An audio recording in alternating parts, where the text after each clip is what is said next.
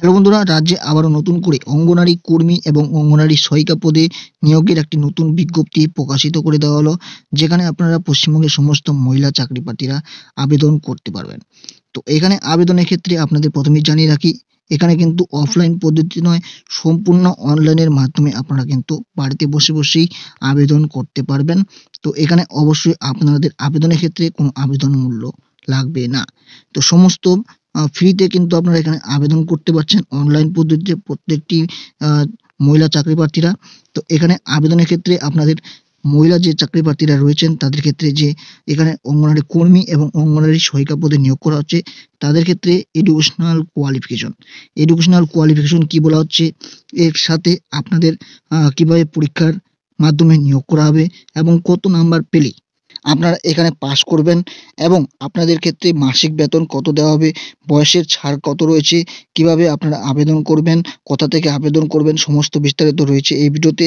তো অবশ্যই সম্পূর্ণ ভিডিওটি কিন্তু না টেনে দেখার চেষ্টা করবেন, বিস্তারিত তথ্য রয়েছে এই ভিডিওতে।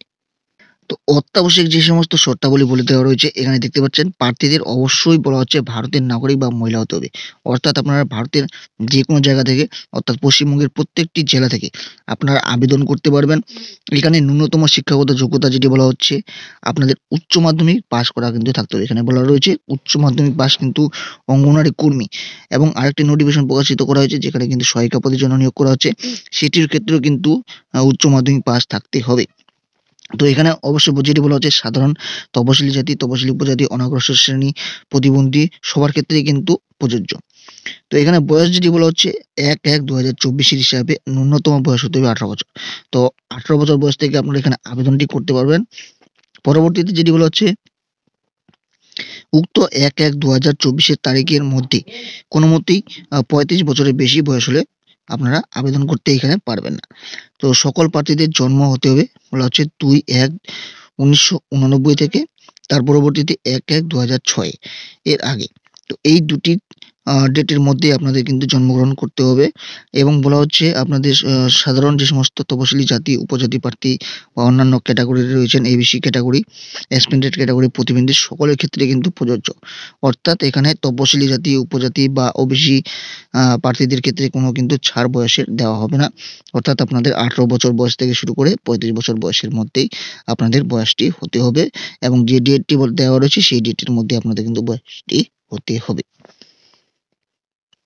তো এক্ষেত্রে আপনাদের বলা হচ্ছে যে মাধ্যমিক বা সমতুল্য পরীক্ষার আপনাদের কিন্তু অ্যাডমিট কার্ড দেখেই আপনাদের বয়সটি গণনা করা হবে। এবং স্থায়ী যে সমস্ত বলা হচ্ছে, স্থায়ী বাসস্থান সংক্রান্ত শর্তাবলী রয়েছে, আপনাদের নির্দিষ্ট যে সমস্ত গ্রাম পঞ্চায়েত রয়েছে সেই সমস্ত গ্রাম পঞ্চায়েত অঙ্গনারী সহায়িকা পদের জন্য আবেদন করবেন, তাকে কিন্তু অবশ্যই সেই গ্রাম পঞ্চায়েতের স্থায়ী বাসিন্দা হতে হবে। তো কর্মীরা যারা আবেদন করবেন সেক্ষেত্রে সমস্ত পশ্চিমবঙ্গের সমস্ত জেলা থেকে আবেদন করতে পারবেন। কিন্তু সহায়িকা পদের ক্ষেত্রে কিন্তু স্থানীয় বাসিন্দা হতে হবে গ্রামের, সেই গ্রাম পঞ্চায়েতের। এবং পরীক্ষার যে কথা বলা হয়েছে, আপনাদের এখানে লিখিত পরীক্ষাটা হবে। প্রথমে আপনাদের লিখিত পরীক্ষা হবে। তো টোটাল আপনাদের ১০০ মার্কের পরীক্ষা হবে। সেক্ষেত্রে আপনাদের ৯০ মার্কের লিখিত পরীক্ষা নেওয়া হবে। লিখিত পরীক্ষার মান থাকবে আপনাদের, সময় থাকবে ২ ঘন্টা করে আপনাদের।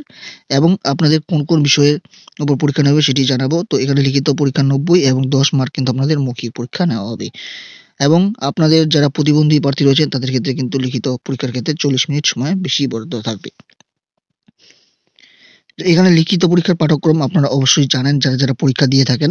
তো এখানে দেখতে পাচ্ছেন, বাংলা পরীক্ষার ক্ষেত্রে বাংলার কিন্তু ১৫০ শব্দের মধ্যে একটি রচনা লিখতে হবে এবং মান থাকবে ১৫। এবং পাটিগণিতের মান থাকবে ২০, অর্থাৎ ২০ মার্ক থাকবে। এবং পুষ্টি, জনস্বাস্থ্য, নারী বিষয়ক প্রশ্ন থাকবে, সেখানে থাকবে ১৫ মার্ক। এর পরবর্তীতে ইংরেজিতে থাকবে আপনাদের টোটাল ২০ মার্ক এবং সাধারণ জ্ঞানের প্রশ্ন থাকবে টোটাল ২০ মার্ক। তো সমস্ত মিলিয়ে আপনাদের কিন্তু ৯০ মার্কের লিখিত পরীক্ষা আপনাদের নেওয়া হবে। তো এক্ষেত্রে জানিয়ে রাখি যে অঙ্গনারী কর্মী এবং সহায়িকা দুটি পদের ক্ষেত্রে কিন্তু এই লিখিত পরীক্ষার মান সেম থাকবে এবং সবার ক্ষেত্রে কিন্তু উচ্চ মাধ্যমিক পাস করা থাকতে হবে। তো লিখিত পরীক্ষায় এই যে ৯০ মার্ক থাকবে, ৯০ মার্কের মধ্যে আপনারা ন্যূনতম কিন্তু ৩০ মার্ক না পেলে আপনারা কিন্তু কোয়ালিফাই করবেন না। তো অর্থাৎ আপনাদের কিন্তু ৯০ মার্কের মধ্যে ৩০ মার্ক পেতে হবে। তার পরবর্তীতে আপনারা কিন্তু মৌখিক পরীক্ষার জন্য ডাক পেয়ে যাবেন। এখানে বলে দেওয়া রয়েছে, সর্বমোট ন্যূনতম ৩০ মার্ক না পেলে প্রার্থীকে অবশ্যই কিন্তু মৌখিক পরীক্ষার জন্য বিবেচনা করা হবে না। তো এই ক্ষেত্রে যে সমস্ত সাধারণ প্রার্থী রয়েছেন দেখতে পাচ্ছেন, সাধারণ, তপশিলি জাতি, তপশিলি উপজাতি, অন্যান্য যে সমস্ত প্রার্থী রয়েছেন তাদের ক্ষেত্রে কিন্তু সবার ক্ষেত্রেই কিন্তু সেম নিয়ম রয়েছে। তপশিলি জাতি বা উপজাতি বলে কোনো ছাড় এখানে দেওয়া হয়নি।